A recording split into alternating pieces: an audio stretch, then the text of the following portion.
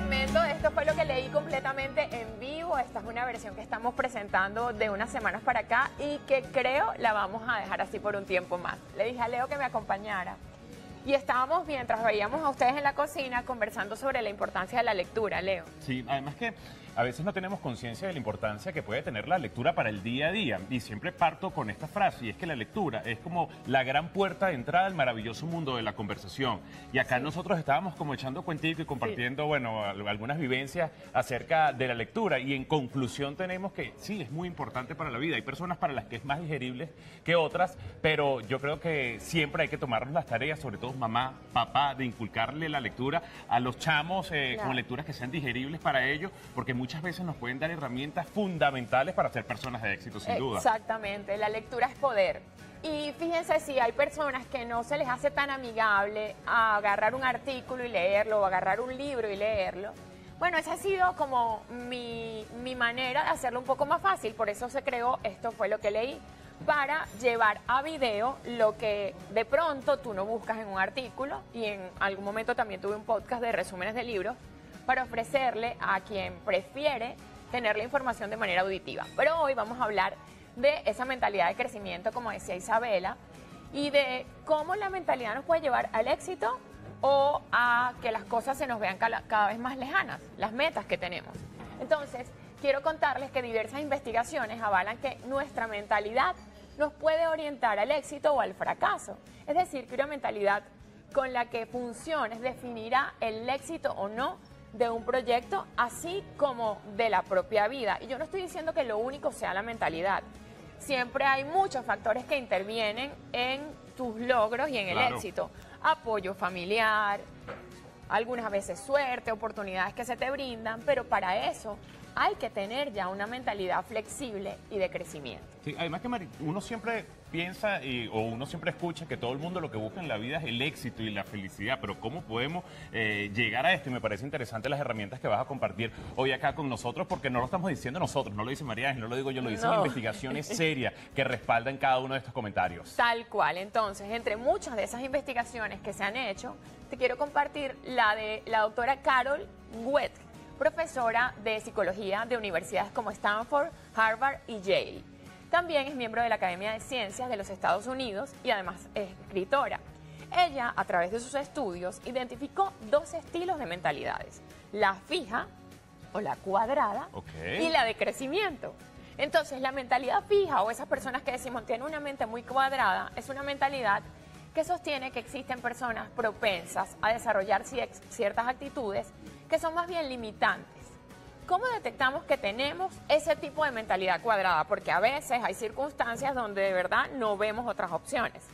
Si cuando algo no te sale como esperabas, o inmediatamente tú consideras que porque no resultó, ya eso implica un fracaso, estás teniendo o estás dentro de la mentalidad fija o cuadrada. También cuando alguien se equivoca a tu alrededor y tu primera reacción es el castigarlo directa o indirectamente, sin siquiera hacer ver que cometió un error y ahí estás en una mentalidad fija, ¿me explico? Y este tipo de comportamientos o de actitudes se relacionan directamente con el fracaso. En cambio, si tienes o si entiendes que se puede aprender de los errores, que si no tienes recursos los puedes conseguir, que no lograste aún lo que querías, pero que estás en el camino para lograrlo, que aquello que no salió con el resultado esperado a la primera te permite aprender y seguir intentándolo, entonces ahí estás ante una mentalidad de crecimiento.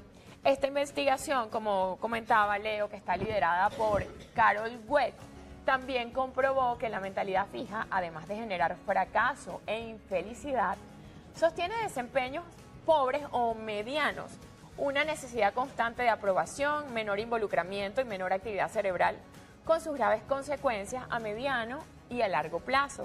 Pero también comprobó que la mentalidad de crecimiento favorece el involucramiento, el compromiso sostenido en el tiempo, el esfuerzo, la confianza, el diseño de futuro y la capacidad de influencia. Así que, en verdad, aunque hay otras circunstancias que intervienen en el éxito o el fracaso, tú también debes decidir cómo fomentar una mentalidad que te conecte con los logros y los éxitos. Por el contrario, estancarte en una mentalidad negativa y que no te va a hacer feliz es lo menos conveniente. ¿Qué te parece? A mí me encanta, Mari, y con esto yo puedo ser repetitivo, pero regreso nuevamente a la importancia también de mamá, papá, abuela, tío, sea la persona bajo la que esté a cargo Sí. la crianza o el crecimiento de los chamos. Porque a veces, entendiendo que hemos progresado, ¿no? O sea, antes tú hacías algo malo y una vez era cocorrón o te lanzaban la chancleta o el Claro. reglazo. Hoy en día ya, qué importante saber que necesitamos otro tipo de herramientas para no Sí. crear muchas veces frustraciones en los niños Y fíjate. o inseguridades que no les permitan avanzar y no tener esa mentalidad de crecimiento que es la que necesitan para, bueno, pisar firme ante la vida. Tal cual, eso te quería comentar, que muchas veces el discurso de nosotros como padres puede hacer que la autoconfianza de nuestros hijos aumente o disminuya. Entonces, bueno, hay que revisar eso. Si nosotros como adultos tenemos mentalidad de crecimiento y también si estamos sembrando en nuestros hijos esa mentalidad. Bueno, muchas gracias por este Ay, momento. gracias a ti, Mari. Además que tú sabes que esto me hace recordar muchísimo los regalos que a veces cuando uno está niño uno no valora tanto. Y te contaba detrás de cámara, Mari, que los primeros libros que yo he tenido en mi vida me los ha regalado mi papá incluso cuando estaba chamo. Yo tengo muy claro que a lo mejor no fue el primer regalo que me dio mi papá porque, bueno... Pero la verdad, el que recuerdas. Pero yo recuerdo con muchísimo cariño. De hecho... recuerdo dos. Uno es un cuadro, una pintura que me regaló de un niño que estaba como en una patineta, pero bueno, para mí era un regalo que representaba como diversión y yo hoy en día veo que normalmente regalan juguetes, me regaló un cuadro, pero como libro recuerdo que me regaló la Biblia ilustrada. Claro, Y para niños. Para niños, era la Biblia para niños y durante una época de mi vida tuve como una muy buena rutina de lectura, me encantaba leer. Hoy en día, la verdad, lo he perdido un poco por La temas de dinámica tiempo, a veces- la dinámica sí, es el la día a dinámica día. a veces nos distrae muchísimo, pero hay que Pero apartar. tú decías, también dabas la herramienta del audiolibro. También es Y una opción. Yo también me he escuchado un par de audiolibros que me los regaló por cierto también mi papá. Y bueno, para que los tengan ahí en cuenta también como una herramienta. Si no Es les da una chance de opción. leer, los puedan escuchar